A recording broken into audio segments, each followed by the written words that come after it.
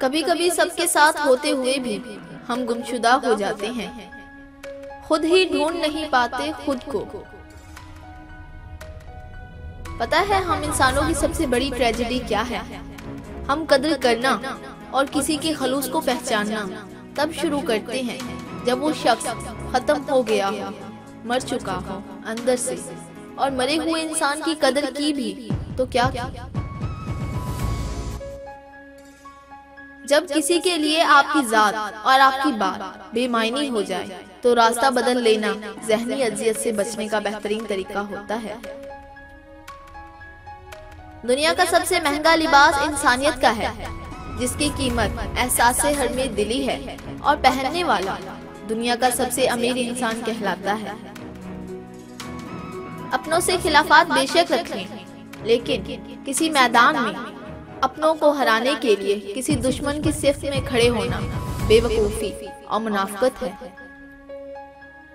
इख्तलाफात में इतनी गुंजाइश जरूर रखें कि कहीं अचानक मुलाकात के वक्त आंखें मिलाने में शर्मिंदगी महसूस ना हो।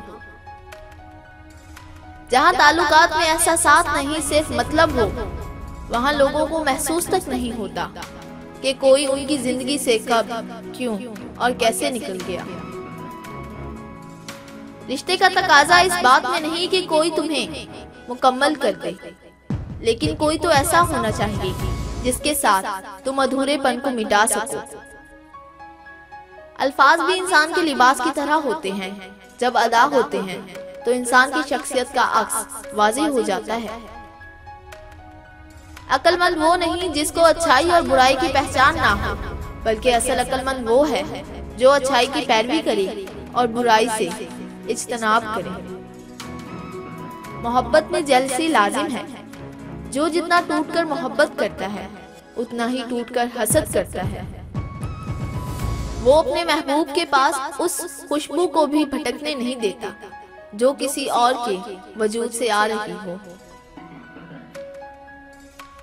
अगर जिंदगी की तलखाएं, परेशानियां और तकालीफ हमसे हमारे इखलाक की मिठास और नरमी छीन लें तो समझ लें हम हार गए। इंसान मुश्किल वक्त में जब अपने एहसासे फरोख कर रहा होता है तो दोस्त और रिश्तेदार वो एहसासे खरीद रहे होते हैं। हमेशा वो रास्ता मुंतखिब करें जो बेहतरीन हो, चाहे वो कितना ही मुश्किल क्यों ना हो। सच्चा इंसान हमेशा ज़र्फ का मोहताज होता है और मुनाफिक इंसान हमेशा मुफाद का मोहताज होता है। समझदार वही होता है जो दुखों और खुशियों को अपनों तक नहीं, अपने तक रखता है।